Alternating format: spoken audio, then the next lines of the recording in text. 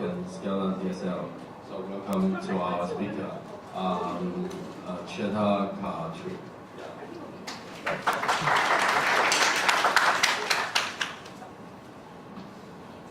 Hi all. Hi.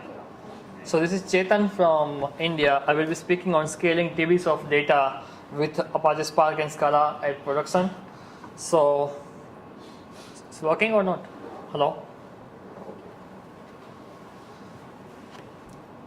So how many of you have been worked with Apache Spark or kind of ETL tools? Okay.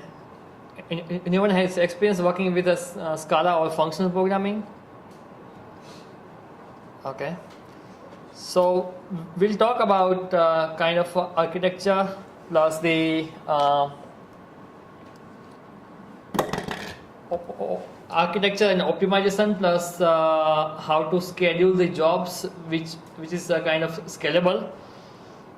So what about me? I'm a kind of technical lead at Action Labs and open source contributor at Apache Spark, HBase and Elixir language, and I'm from Kutch University.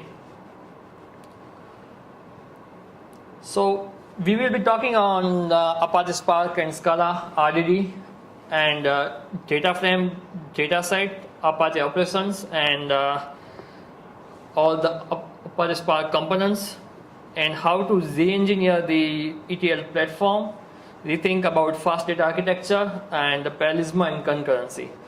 So Apache Spark is the open source tool that helps you to parallelize and provide the concurrency, parallelism, to process the TBs of data. So Spark is a fast and general purpose cluster computing framework that helps you to process the data on the cluster. So when you process the data on the single machine, you scale vertically. But when you process the data on the cluster, you scale horizontally. And that can provide you the concurrency plus parallelism.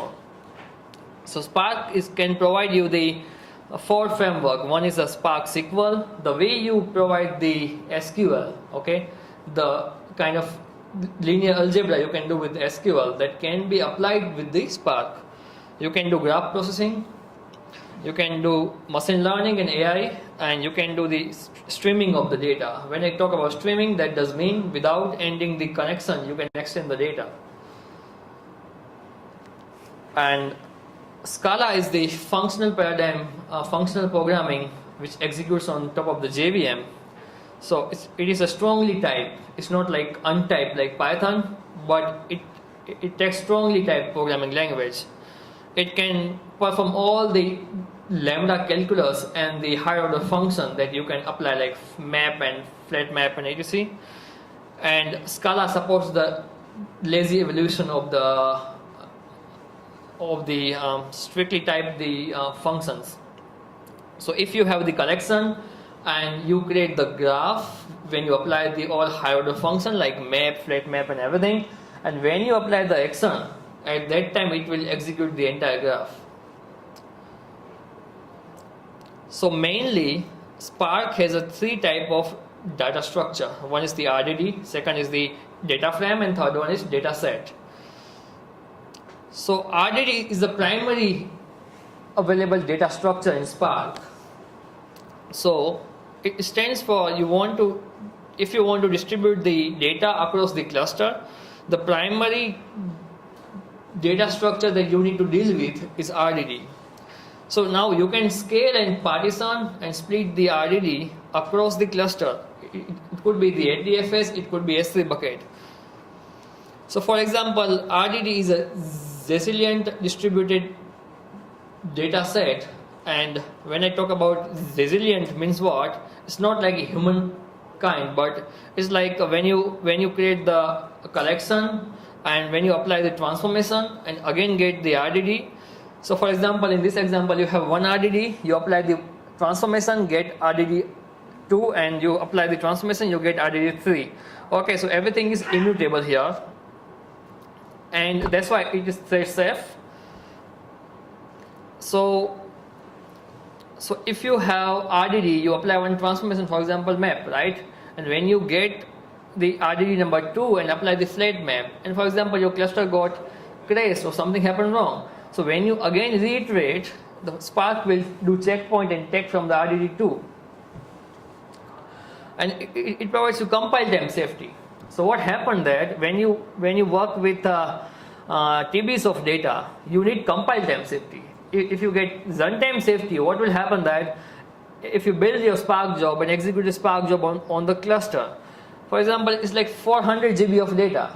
Now what will happen that job will provide error exception on runtime, and when you do debugging on the distributed computing, it's pain. It kind of cumbersome. You need to wait, you need to check the job log and everything, and then you will get to know that this job got failed. But same paradigm can provide the compile time safety. So before you execute, it will tell you that on the compile time, this is the error.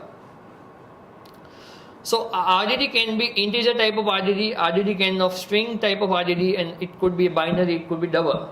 So whatever primitive type of data type available in any programming language can be used in the RDD. So Spark can support the lazy evolution. So when I talk about evolution of the collection, so what will happen that in this thing, as I said earlier, in example 1, when you get RDD, you apply the transformation, you get RDD number 2, you again apply the transformation, you get RDD number 3, and until you apply the action, it will not execute. So it will not take the memory, it will not consume the disk, it will not consume the memory. So in example number 2, you can see the A, right, where I say A means action. So we'll talk about what do we mean by transformation and what do we mean by the action. So Apache Spark has two kind of operations. One is the transformation and second is the action. So Spark can support all the general purpose, statistical, all the mathematics, set theory, and all the IO operation that can be supported using the Spark. If you want to do any kind of algorithm, if you are doing the kind of research or paper, it can be applied using this. It's a very high level API and high level framework. So you can do intersection, subtract, Cartesian join, you can do flat map, filter, you can do partition, you can do group by, you can apply all the actions. Actions are, you see the reduce, collection, aggregate, fold, first, take, for each. Those are the actions. So now it could be confused to you that whether we can use the RDD, what purpose we can use the RDD, what purpose we can use the data frame, what purpose we can use the third kind of collection type. So I'll talk about when to use RDD, when to use data frame, when to use data set. So if you care about control of the collection type, if you care about how your data looks like, if you don't care about all the higher order functions, if you don't care about schema or structure of data, if you don't care about optimization, performance and efficiencies, if you don't care about performance of your Spark job, if you don't care about inadvertent efficiencies, so if you have this kind of characteristics in your data set, then you can use the RDD. So RDD is without the structure of data. So there is no header, there is nothing like structured data in RDD. So when I talk about inadvertent inefficiencies, that does mean, for example, in this example, what's happening in this example that I'm trying to filter one RDD in form of case, project, sprint and n number of stories. So I'm saying that you create one kind of structure on top of the RDD with three fields, project, sprint and number of stories, and project should equal to finance, and then you map it means iterate, and then you iterate and get the filter of this sprint where you have the sprint is equal to finance, and then you take 100 element from the RDD and then you apply the for loop saying for each, and then you print out the number of stories per number of project. So in this example, so I feel this example cannot provide you inadvertent inefficiencies in RDD, because when you talk about, let's take one example. If you are trying to read one table which has around 1 TB of data, and then you first read all data, okay, then you apply the any transformation function like map, right, and then you filter it. So what will happen that when you apply the map, it would have the it will have the entire iteration on your available RDD. So if RDD has the 1000 records, it will try to iterate 1000 records on that, and then you are applying the filter. So you should apply first filter. You take only those data which you need, and then you do all the transformation on the cluster. So what will happen when you do the shuffling on top of the cluster? It can parallelize well, it can concurrent well, and then you do join. So this all talks about inadvertent inefficiencies in RDD. And structured data in Spark is two type of structure you can use. You can use a data frame, and you can use data sets. So when I talk about data frames, it is strongly typed collection in Spark. It has the ability to use powerful higher order function. So all lambda function you can use in the mathematics that could be applied on top of the Spark and Scala. So Spark SQL optimized execution engine, Catalyst and Tungsten, that takes care about your project plan. If you provide the source code in Scala, first map and then select and then group by, then cluster by, then order by. So it will optimize and create the one flow of the graph and take care that which functions will be executed first. So it can provide you the best performance. And it can be constructed from JVM object and could be transformed using the higher order functional transformation like map, filter, and flap map. So a data frame is a data set organized into n number of named columns. So data frame is simply a type alias of available data set of row. So when I talk about data frame, equal to data set of rows.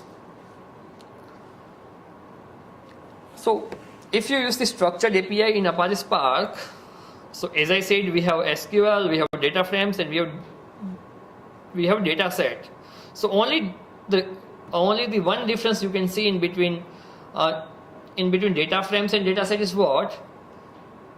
That it could be possible the object of data frame can be type safe or untype safe. But when you use the data set, it is strongly type safe. So if you say integer, you cannot pass the string. So structured API in Apache Spark. So if you use the SQL, what will happen? Syntax error could be runtime. So some people, what they do, they create the object of Apache Spark and then they supply the string of SQL, and then they think that this job will be performance optimistic, but it's not possible, because what happened that if you are trying to join in your SQL query and the SQL query has some typo, some mistake, right? So you need to wait for 2 or 3 hours until the job get completed. And the data frame can provide syntax error on compile time, but analysis error can be runtime.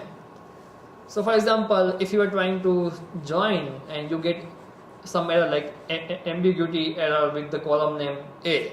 So when you join two data frame, it could be possible the join primary key is available 2 columns because you forgot to drop that column. So this kind of analysis error would be available only runtime. So if you want all the analysis error plus syntax error on the compile time, then you need to use the high level API of dataset, which can provide the syntax error plus the analysis error on compile time. So as I said, dataset is the alias of data frame. So if you create the data frame is equal to available dataset of rows, which came in 2016 in Apache Spark 2.0. So this is example, simple, okay. You create the past RDD and then you convert to DF, means the available data frame, and then you provide the column names: project, sprint, number of stories. Now when you want to accomplish the filter, group by, sum, and then aggregation, you just say pass the data frame dot filter project should be equal to finance, and group by sprint, and aggregation sum of number of stories is equal to count, and you apply the sum action like so 100, and then you apply only 100 limit. So if you don't apply the syntax number, line number 6, which is a aggregation sum of number of stories is count, and then you say you only want to just limit to 100 records, then you apply the so 100. So what will happen that when you do the so, it will be faster because you are only casing the 100 rows. Now this can be also done in form of SQL. You can create the view. View is a temporary view in the Spark, and then you can supply the SQL string like select sprint sum of the number of stories as count from audit, where project is equal to finance, group by sprint, limit 100, right? But now in this example, performance of these, okay, when you compare the runtime performance are same, but if you compare the compile time performance, best option is going with this example, because this can supply the Scala domain name specification language, okay. And third thing is why to use structure API, okay. So you can do in this way also, same thing. You can see here, you can go with the SQL, you can go with the RDD, you can go with the data frame. When you go with RDD, there is no structure. You cannot think that which structure has what data, but you can iterate in functional way, and you can apply the map. You want case of department and age, and for all department you want age by 1, and then you reduce for all the tuple and create A1, C1, A2, C2, and then you apply the kind of summation operation. So what will happen every time? It will do the summation of the operation here. So this is the Catalyst engine in Spark. What it can do, once you create the SQL AST, right, and then you have data frame, then you have data set. So it can generate the unresolved plan. So this is the first logical plan, and then once you get logical plan, the Catalyst engine will create the optimized logical plan for you, and then it will generate choose the best physical plan, and it will apply the cost model. When I talk about cost model, it will do statistical distribution and find out that which function will take how much time, and based on that it will select the best function from that, and then it will convert to RDD. So now you may be confused that why again we are coming to RDD. So make sure that RDD is still there. RDD is not gone, but this RDD, last RDD that you can see, that's highly optimized RDD generated from the any collection type of object. It could be data frame, it could be data set, and the last RDD is optimized, lightweight, and compressed mode, and that's a thread safe with the compile time safety, because still Spark runs on primary RDD, which is high level RDD that you can apply on that. And RDD, this is simple bytecode that can be executed on JVM. So we will briefly talk about how you can use the dataset API in Apache Spark 2.x. Spark 2.x can provide you type safe operate on domain object with compiled lambda functions. So what happened that if you provide the distribution, Spark will create the RDD and split across the cluster, okay? And parallelly you apply your lambda function on every RDD, and once you get the execution outcome from your function, you can coalesce everything together and again apply the action and get the one outcome. So in this example, we are trying to read the JSON file, and then we have case class. Case class is nothing like class with in Java people say Pojo. You provide name is a string and age is integer. So you create val employee DS. You create the object of data set of employees, and employees data frame as employee. So you are saying that when you read any data frame, you are saying it should be in structure of employee. And a simple way to create the structure for any RDD, like in one line. And then you say filter ds is equal to employees ds dot filter p, and then you p dot edge. So once you create this kind of object, you will be able to iterate like function. If you want name, you can say p dot name, and then here p dot age greater than 3. Okay, so now if you supply here string, it will not execute it. It will give you compile time error. So dataset can give you the compile time safety. If you do same thing, you create the view and then you say as kind of select star from something where is equal to, if age is integer, you supply the string or something mistake you do here, that can be only caught in when you execute the Spark job. So when you do runtime Spark job execution, at that time it will give you error. That error is known as the analysis error. So how it does the optimization in form of data frame? So it creates the first logical plan, then it creates the physical plan, then it can create the highly optimized selected physical plan. So you see here, for example, you have one Parquet file and you have one file. So you are trying to read the events file and employee table. Then you want to do join, right? And then you get filter. So for example, when you join employees table with join events table, employees ID is equal to events EID and join. And then you apply the filter here, right? So when you apply the filter here, you are saying events of date is greater than this date in a string, right? So this first plan will try to read both data, one from the table and one from the Parquet file, and then it will do join, right?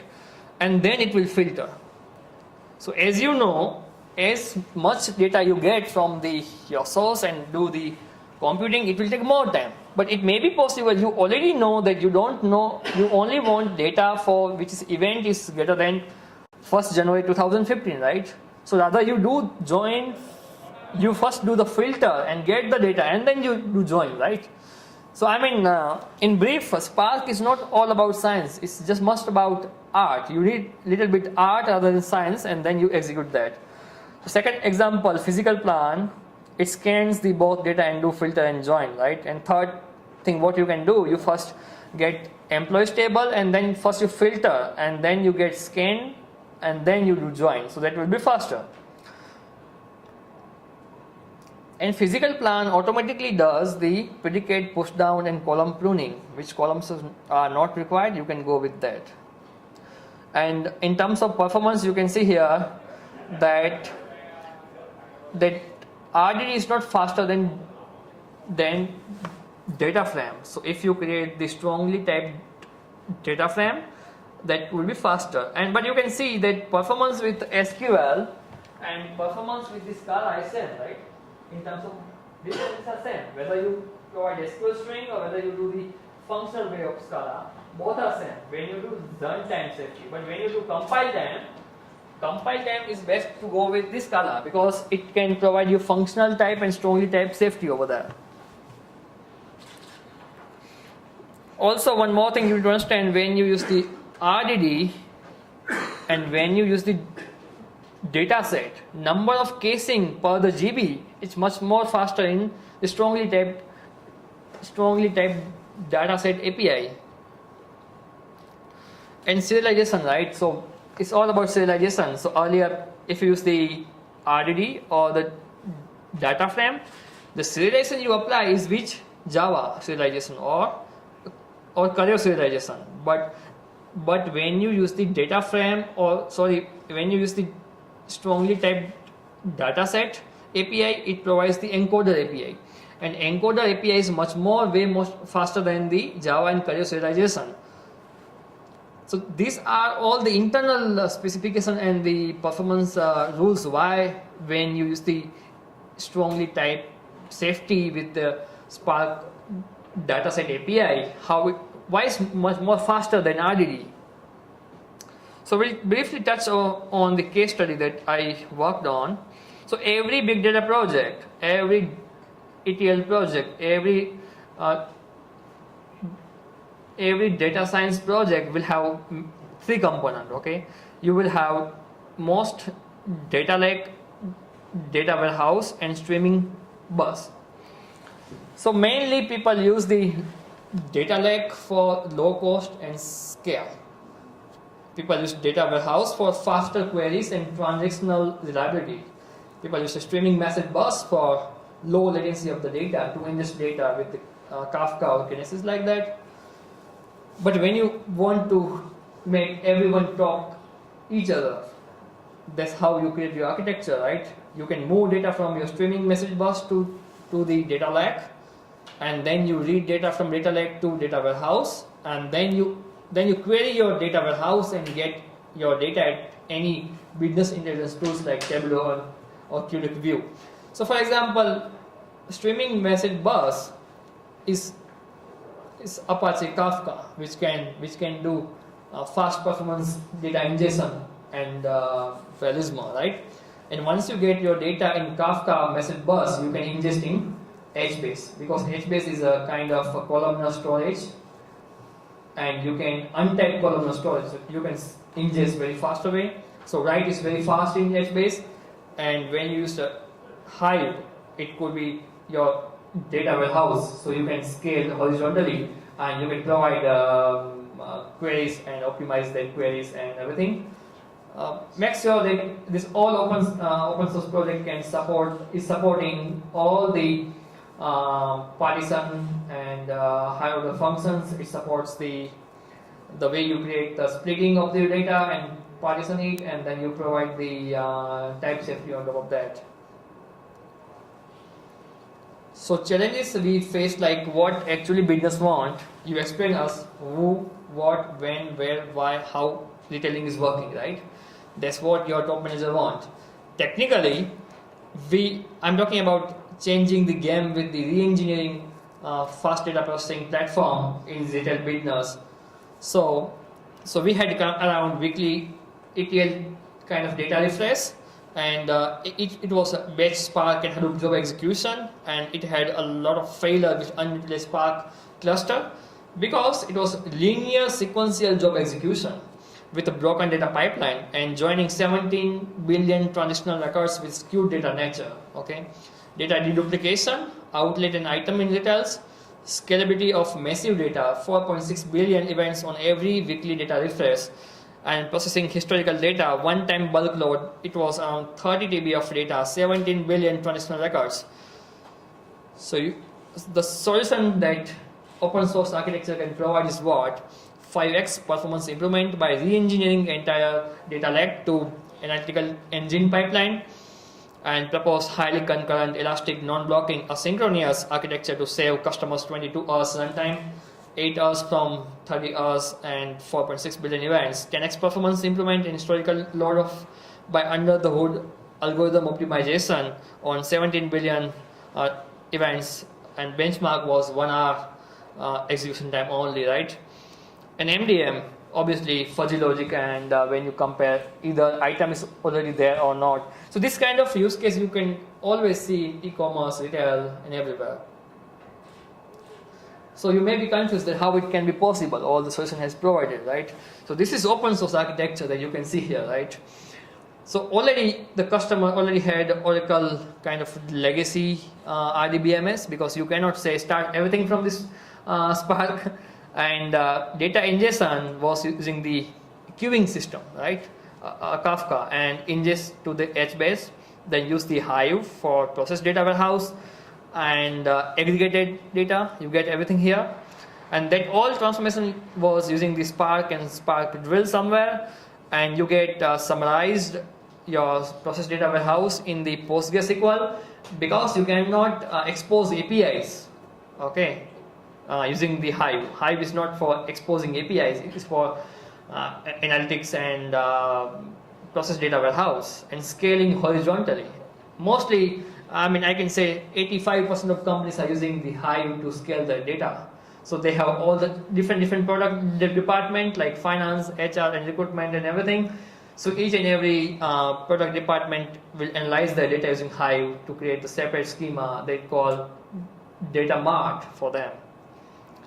And from the Postgre you expose API that can be visualized on AngularJS G3 or QWQ kind of that. So this is high level architecture. So when you talk about fast data architecture, you need to think about three things. Unified fast data processing engine that provides the scale at data lake, the reliability and the performance of data warehouse, and low latency of streaming. When you choose any technology, whether it's a Spark or Flink or anything, you take care of these three principles. So the issue was what? Sequential job execution or two parallel job execution. So we were trying to read data for outlet, item, and transitional organization or the company manufacturer in sequential mode. Once job 1 will get successful, we execute job number 2. Kind of that, right? So it takes more time, obviously. So what we did, kind of parallelism, right?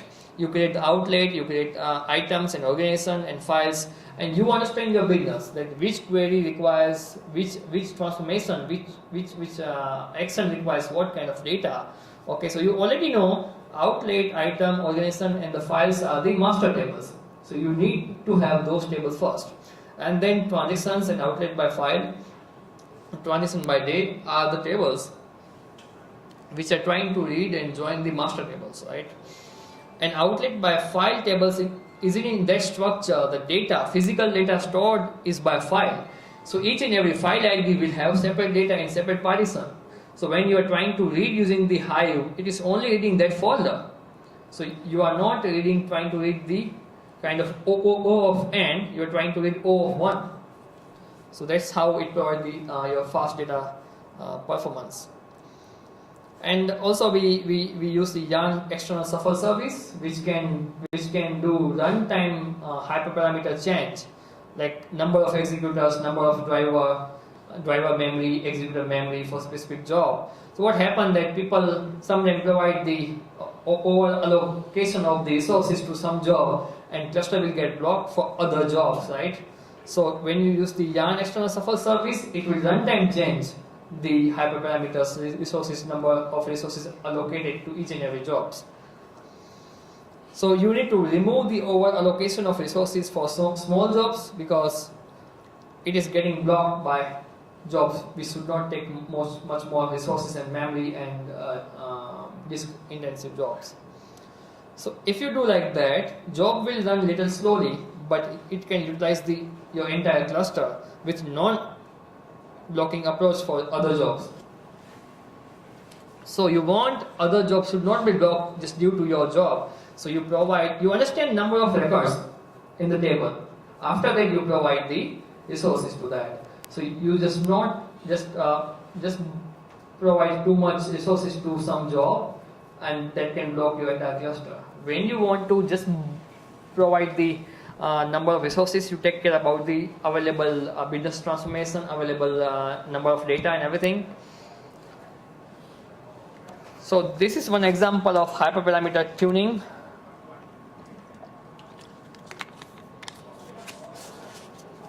So number of parallel tasks is equal to number of executors into number of cores. So if you want to have a number of 64 parallel tasks, you need to provide number of executor is equal to 8 and number of cores is equal to 8. So you will have 64 parallel tasks, okay? And when you need to cut down the memory, or when you need to just bump up memory, those two hyperparameters, you need to take care about your complexity of your algorithm and transformation, and then you just go down the passage, sorry. Okay. I don't just sorry. Sure. So here you can see master is a Yarn. Yarn is one kind of resource manager that can schedule your Spark jobs on top of the Hadoop.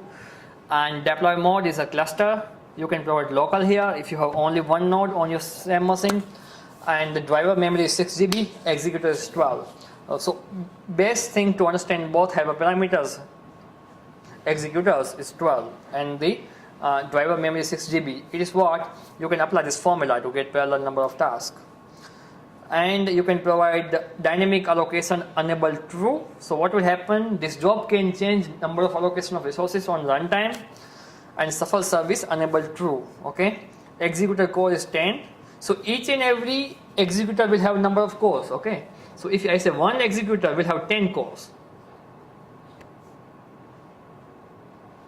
and you do also analysis and understand number of records and everything, and then you change and little bit, you need to have a try. It's like if you do machine learning, you think which algorithm you should apply. Regression, you apply the XGBoost, you apply the kind of any algorithm that you think. So you need to understand the custom interpretation of the algorithm, and then you provide that. So when you reduce the memory and cores but increase the executors, this can allow us to better utilize all the resources on the cluster without locking others out. So when you use the cluster, it would be possible that your entire team is working on the same cluster, right? So you should not block your cluster to yourself. You allow other to execute and provide the best optimization of your cluster. If you reduce the executors and use the same memory and cores, this will run slower, but it will allow others to use the cluster box in parallel. So this thing is talk about physical split up of your data. So when you apply map and reduce, right, it can generate the output file at HDFS. So when you have so many files, right, so when you read data, it can try to get impact on disk IO, memory IO, file IO, and all problems. So if you want to avoid this issue, what you can do, you tell to Spark that if you have the partition, you only want one file. If it generates the 20 files, 25 files, when you read, all the downstream jobs will get impacted on that, right? So you can apply the partitioning, repartitioning, and coalesce function on top of the available data frame, so that can reduce the impact on top of all the jobs. You can also say spark.sql.files.max records per file. This hyperparameter can help you to get less number of files to the partitions. Also, you understand it should not be everything should be streaming. You can do frequent batch job that can help you to just not block entire cluster, reduce the garbage collection, and provide the performance and everything here. And kicking off a batch job and immediately scale to right size, it works and it goes away, right? It should not block. Otherwise, you need to sometime. I believe if you say your latency, okay, your ETA, your SLA is just less than 2 minutes or 3 minutes, you can execute kicking off the frequent all the Spark jobs, and then you scale it on right size and then close it out. So this is example. So I hope you got this point. It's not be like streaming is faster than batch. You can always execute frequent batch and close that.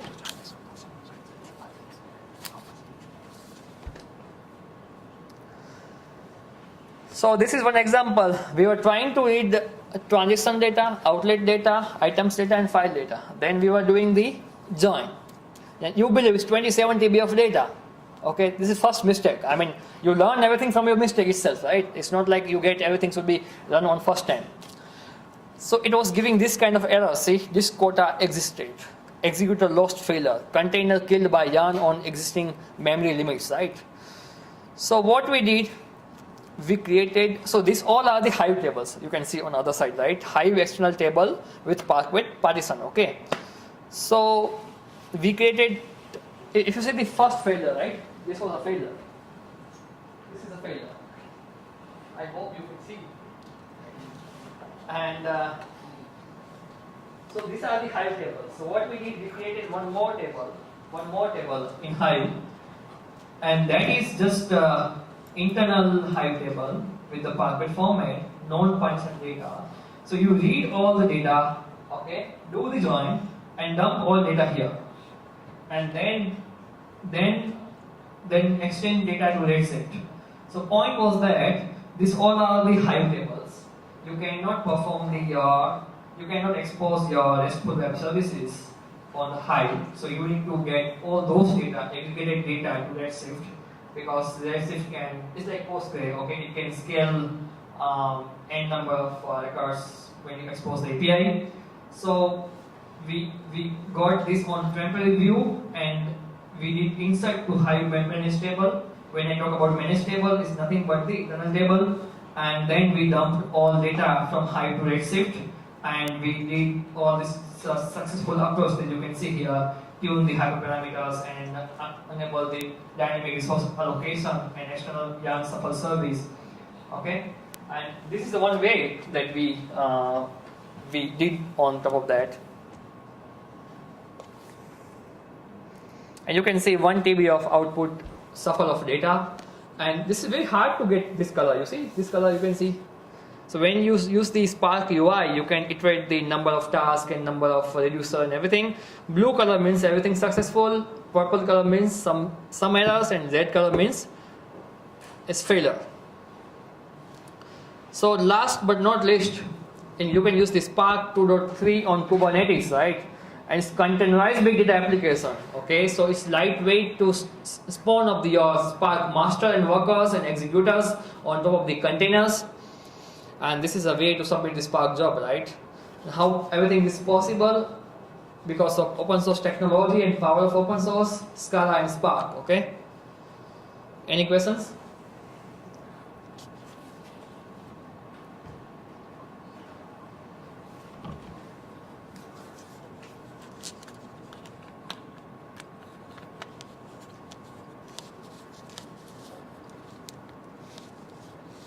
Any questions? It could be anything. You can ask me anything. BI, analytics, big data or ETL or functional programming or please. Is it difficult to run Spark on Kubernetes? Yeah, this is the question. Yeah, you can use Spark on Kubernetes. One job also. So if you have the small your own laptop, you can install the kubectl and create the config YML file. And so what will happen? You can execute your Spark job on Kubernetes master, and all the ports, Kubernetes ports, will be all your Spark jobs. So starting the Spark job, starting all the internal services of the Spark will be much more faster. So you can execute in short. You can do. Yeah.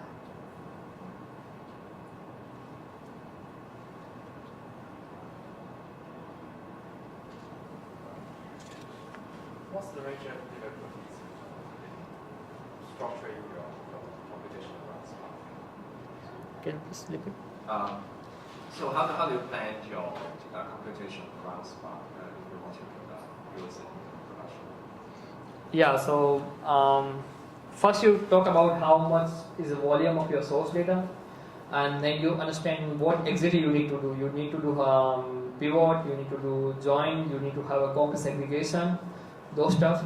So based on that, you do capacity planning of your cluster and get the number of nodes, number of executors, number of cores, and memory and everything, and then you spawn up your cluster, and then you execute your job. Anything? Yeah, thank you for your time. Okay.